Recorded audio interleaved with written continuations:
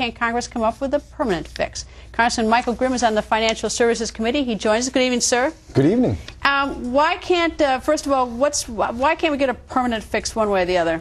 Well, I think the answer to that is simple. I think the House Republicans certainly would like to extend the Bush tax cuts and make them permanent, but we know that the Senate is not going to, let's say, agree to that. So rather than just have politics as usual, we want to get something done and bring some certainty. I think one of the biggest problems we have right now with our economy is that we have record uncertainty, unprecedented, and that taxes have a lot to do with it. It's not just the president's health care plan, but taxes.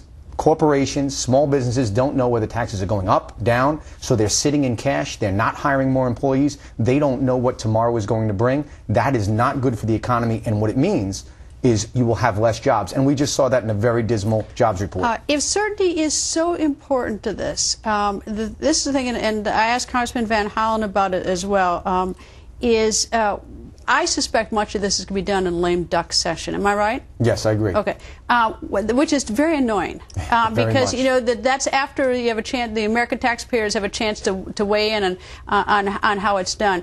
It also means that there's a 6-month period between now and November when you're losing 6 months to try to solve something. Why doesn't Congress, Republicans, Democrats, House, Senate, why don't you start working on it now and actually stay in Washington and do it now instead of wait till lame duck?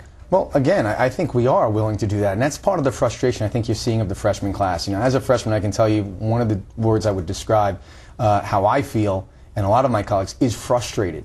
But we're not going to be able to change this place overnight. We do need to take steps to do that, and we are pushing. But I agree. Look, the bottom line is I think that there would be overwhelming support in the House to, on the Republican side, to make these permanent. Let's bring the certainty that we need, but it's not going to go anywhere in the Senate, and that's frustrating. Well, I think if I were in Congress, and that's not happening soon, is I would actually stay here and almost hold down the fort and say, you know, I'm going to stay here and work, and I'm going to shame everybody else to do the same. And everyone's gone out campaigning. We're here. I mean, we're here all this week, next week. I mean, it's not like we're not here. What about in August? What about in August? Listen, I'd be happy to stay. If you told me that the Senate is willing to pass a bill, I'd be here without any problem. We came here to work. I mean, we do work a lot of hours. We work 7 days a week.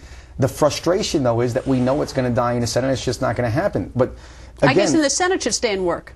Absolutely. You know, if you look at the last year and a half, though, how much has the Senate really done? The truth is the House has been extremely active. We've been passing a lot of bills. Where have they gone in the Senate? But the Senate came out early on, very early on, and said we're not going to be dealing with anything controversial because it's an election year.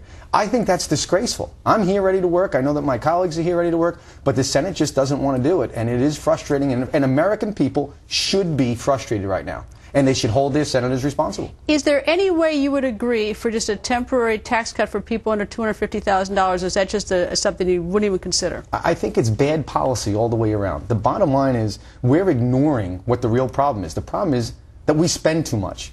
We just hit $1 trillion. This is the 4th year in a row of $1 trillion deficits.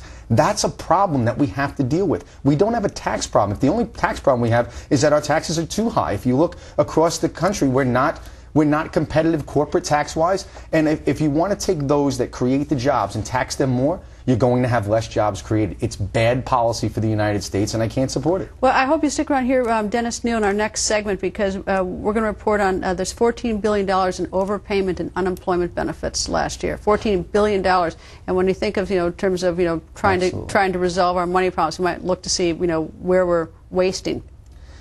From the day we got here, the freshman class talked about this waste. For the American people, they should be so disgusted with the amount of waste going on in the federal government, and we should be looking to cut. But every time we do, it's like hitting a brick wall, and it's something that I think that both sides should really come together. And I know that I'm willing to try and work across the aisle, and I'd like to see a little more participation by both sides. And just as a small trivia, you're a former FBI agent. I said that Congressman Gowdy was a former AUS prosecutor, so I'll add that you're a former FBI. Nice to see you, sir. Great colleague. Thank you.